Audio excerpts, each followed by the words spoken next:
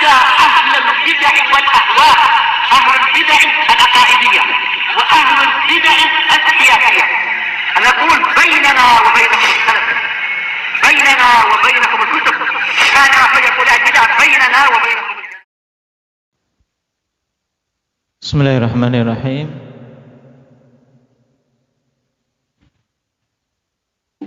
Alhamdulillahirabbil alamin. Wassalatu wassalamu ala rasulihil amin. Wa ala alihi wa ashabihi wa man tabi'ahum bi ihsanin ila yaumiddin. Amma ba'd.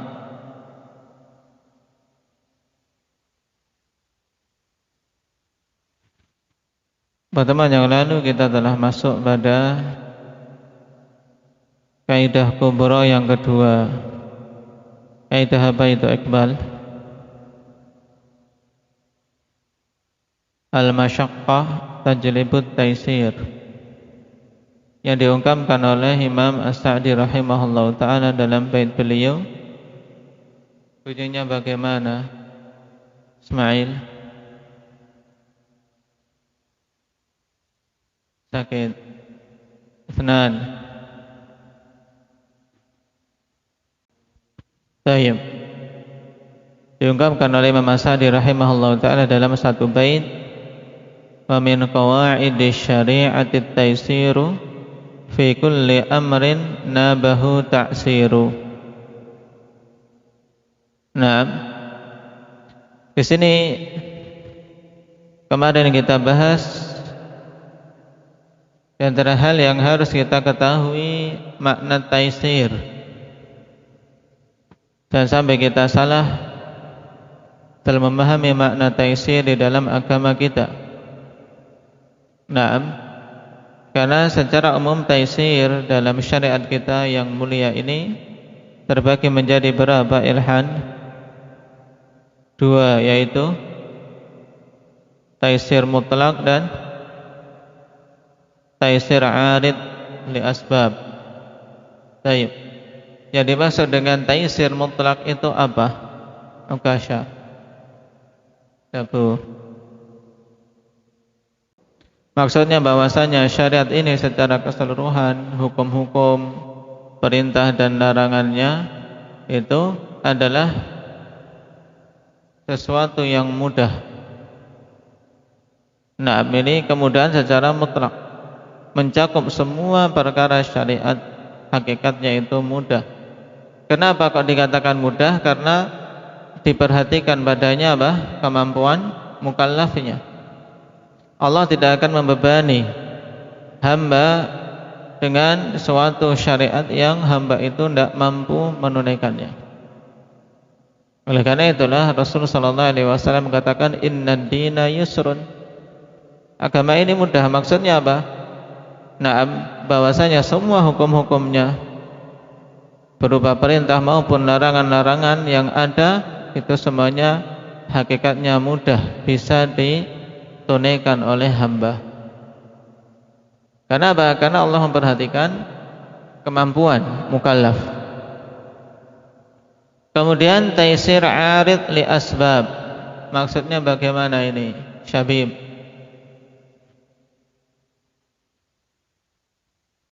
Maksudnya adalah kemudahan yang ada di dalam syariat ini dikarenakan adanya suatu sebab tertentu yang menuntut diberinya kemudahan dan keringanan.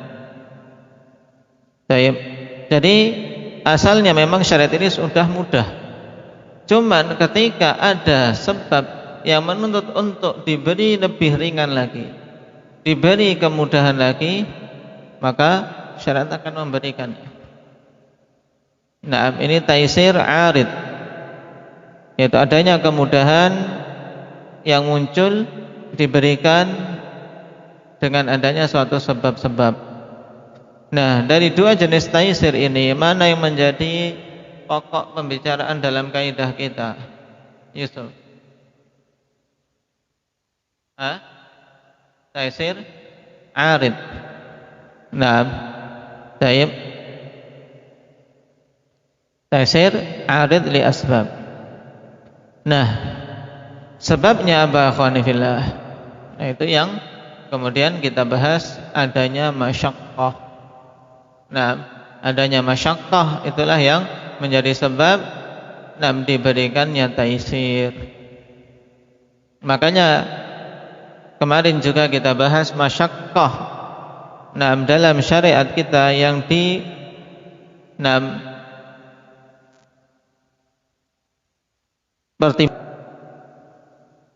itu butuh kita mengetahui dua jenis masyaqqah terlebih dahulu. Masyaqqah yang bagaimana dan bagaimana ini? Mukasyah tilajam. Yang pertama masyaqqah yang tidak bisa terlepas dari ibadah. Kemudian yang kedua,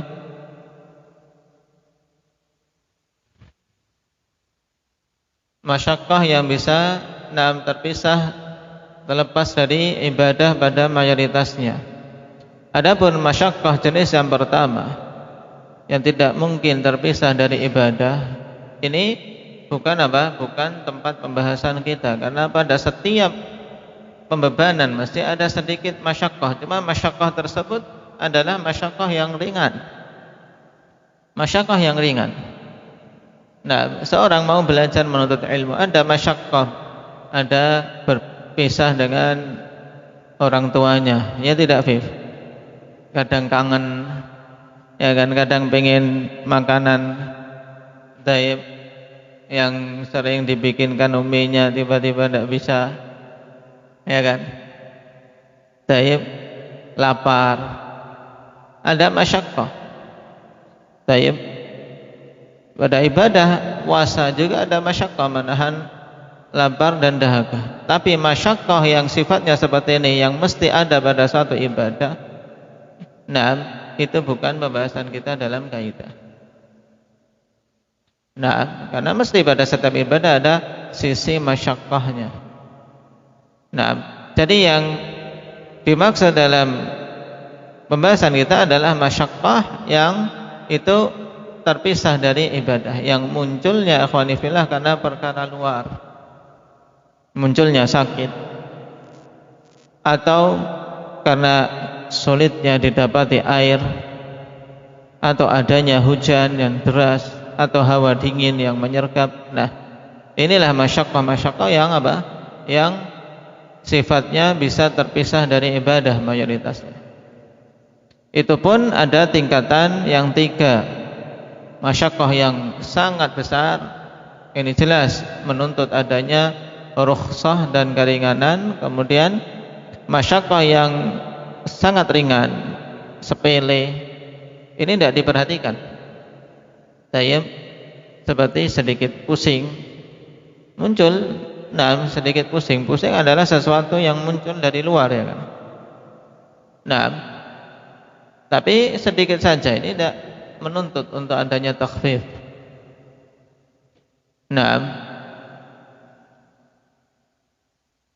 Demikian pula sedikit rasa pegel di kaki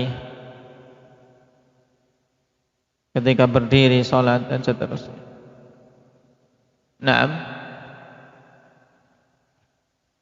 Kemudian ada masyaqqah yang sifatnya pertengahan. Ini yang butuh seorang jeli dalam memperhatikan, lebih dekat ke yang besar atau yang kecil.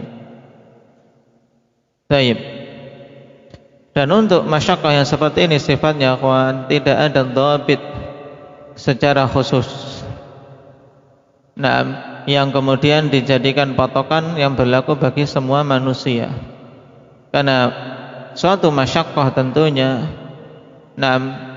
itu berbeda-beda yang dirasakan oleh seseorang yang satu dengan yang lain. Baik.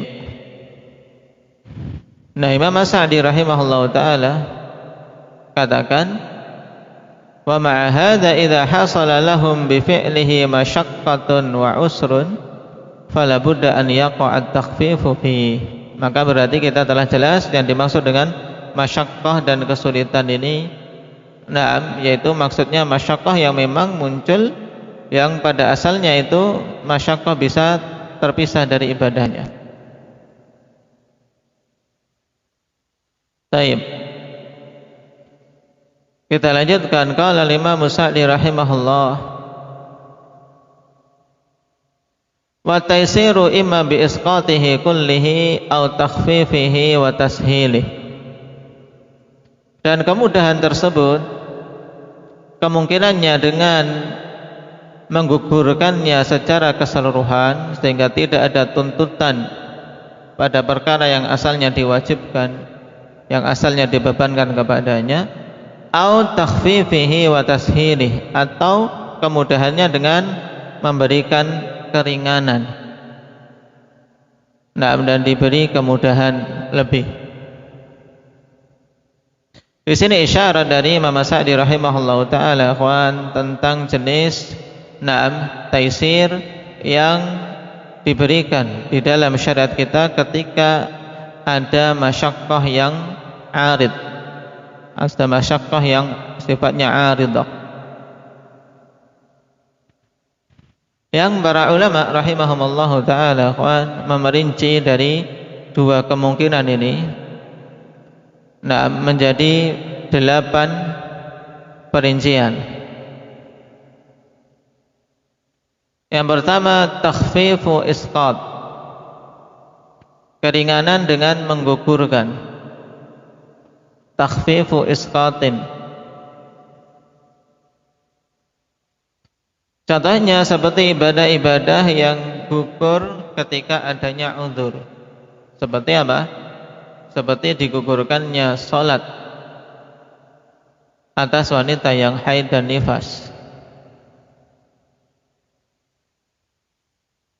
Ini pengguguran secara total untuk sholat.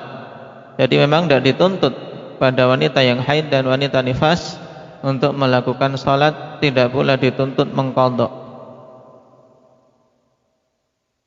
Demikian pula masuk di dalam takhfif isqat ini, yaitu isqatul itsmi, pengguguran dosa ikhwan, dari apa? Dari seorang yang lupa atau seorang yang salah, keliru. Seorang yang melakukan perbuatan tapi keliru, tidak ada niatan, maka dia tidak diberi beban dosa pada perkara yang dia memang lupa tersebut. Yang pertama apa? Takhfif yang pertama apa? Muhammad Aceh. Pemberian keringanan dengan menggugurkan tuntutan suatu ibadah. Contohnya diingat-ingat. Yang kedua, takhfifut tangkis. Pemberian keringanan dengan mengurangi at-tangkis, dikurangi sehingga lebih ringan. Seperti apa? Qasar salat bagi para musafir yang tadinya 4 rakaat menjadi 2 rakaat.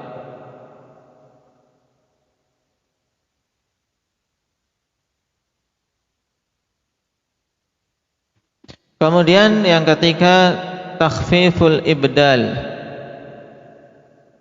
takhfif dengan memberikan pengganti. Takhfiful ibdal, seperti ditetapkannya pengganti wudu bagi orang yang tidak mendapati air atau kesulitan atau berat untuk menggunakan air, dengan apa? Dengan tayammum. Demikian pula digantinya berdiri bagi orang yang tidak mampu berdiri dalam sholat, untuk dia sholatnya dengan duduk. Ini ibdal, ikhwan.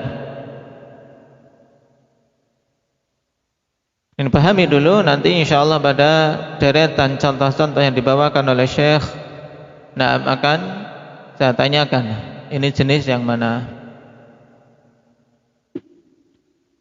Ar-rabi' takhfifut taqdim, pemberian keringanan dengan pengedepanan. pekedemanan amalan atau ibadah tertentu. Ini yang keberapa, Raihan? Yang keempat, dicatat. Seperti apa? Menjama antara asar dan zuhur dilakukan pada waktu zuhur bagi para musafir. Demikian pula diberikan keringanan untuk mengedepankan kafarah atas pelanggaran suatu sumpah sebelum dia melanggar ketika ingin membatalkan sumpahnya. Baik. Demikian pula masuk di sini apa? Diberikan keringanan mengedepankan zakat fitr sehari atau 2 hari sebelum malam Id. Karena asalnya zakat fitr itu apa? Dari malam Id dan berakhir sampai apa? Sampai ditegakkannya salat Id. Baik. Jadi diperbolehkan untuk dikedepankan sehari atau 2 hari. Nah, tapi kalau dikedepankan begitu jauh, yaitu sampai pertengahan bulan, maka ini tidak benar. Karena pengedepanan ini merupakan bentuk keringanan yang Allah berikan dan punya aturan. Kemudian yang kelima, takhfifut ta'khir. Takhfifut ta'khir yaitu keringanan dengan apa? Diakhirkan. Contohnya ini mudah, apa? Contoh yang paling mudah untuk hal ini, Alif. Jamak takhir zuhur dan asar dilakukan di waktu asar bagi musafir. Karena musafir, akhwani fillah, terkadang berhentinya harus melihat situasi dan kondisi.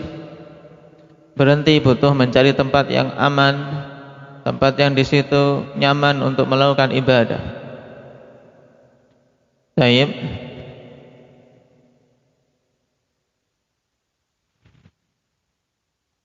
Kemudian yang keenam, takhfifut tarkhis. Takhfifut tarkhis. Nah, ini yang diungkapkan oleh sederetan para ulama, yaitu takhfif dengan memberikan rukhsah. Nah, sebagian mengungkapkan dengan takhfifut tirar. Nah, keringanan karena apa? Kedaruratan. Kondisi pada ittirar, takhfifut tirarin. Sama kalau kita membaca ungkapan para ulama, mereka mengungkapkan dengan takhfifut tarkhis sama dengan takhfif ittirar. Yaitu apa? Diberikan keringanan untuk seorang memakan bangkai misalnya. Ketika memang kondisi darurat, tidak ada yang dimakan padahal dia sudah hampir mati. Nah,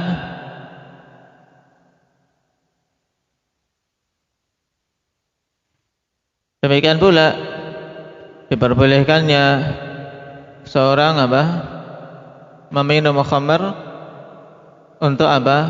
Untuk mendorong suatu makanan yang sudah apa? Terlanjur berada di kerongkongan, tidak bisa masuk. Harus butuh cairan pendorong, tidak ada air, tidak ada apa-apa, yang ada khamr. Boleh dia minum saat itu. Baik. Kenapa tidak dicontohkan minum khamr ketika kehausan? Karena para ulama mereka tidak menyetujui bahwasanya khamr itu menghilangkan haus. Bahwasanya bahkan terkadang dikatakan oleh mereka khamr itu malah menambah haus. Maka contoh yang paling tepat dan keluar dari kritikan ya apa? Isaghatul luqmah bi syurbati khamrin. Yaitu upaya untuk mendorong suapan yang sudah terlanjur masuk dengan apa? Dengan satu tegukan khamr. Ketika tidak didapati apa? Yang lain tentunya. Enggak ada yang lain, enggak ada pendorong lainnya. Kalau enggak dia mati kayak gitu. Mandek saja di kerongkongannya, tersedak misalnya. Dan yang paling mudah yaitu apa? Diperbolehkannya memakan bangkai ketika kelaparan dan khawatir mati karena tidak ada makanan yang lain. Kemudian yang ketujuh, takhyir, takhfifut takhyir, keringanan dengan mengubah seperti pengubahan susunan salat dan tata cara salat pada salat khauf. Ini takhyir, dirubah. Tayyib, susunan dalam salat khauf yang datang dalam beberapa bentuk sebagaimana dibimbingkan oleh Rasulullah sallallahu alaihi wasallam. Kemudian yang kedelapan, ikhwan, takhfifut takhyir. Takhyir, pemberian pilihan. Diberi keringanan dengan apa? Diberikannya pilihan, sehingga mukallaf bisa memilih mana yang dia mampu dan mana yang mudah baginya. Seperti apa? Diberikan pilihan pada kafarah sumpah. Tayyib, antara membebaskan budak atau memberi makan 10 orang miskin atau memberi pakaian 10 orang miskin. Ini yang pilihan. Kemudian berpuasa 3 hari, ini masuk takhfif jenis yang mana? Ketika tidak mampu, yang pilihan tadi 3 itu. Kemudian apabila tidak mampu memilih salah satu dari 3 pilihan tadi, maka berpuasa 3 hari. Untuk apa? Untuk kafarah sumpah. Ini diberi apa? Diberi takhyir, diberi pilihan oleh Allah Subhanahu wa taala. Tayyib. Tapi pemberian pilihannya bertingkat.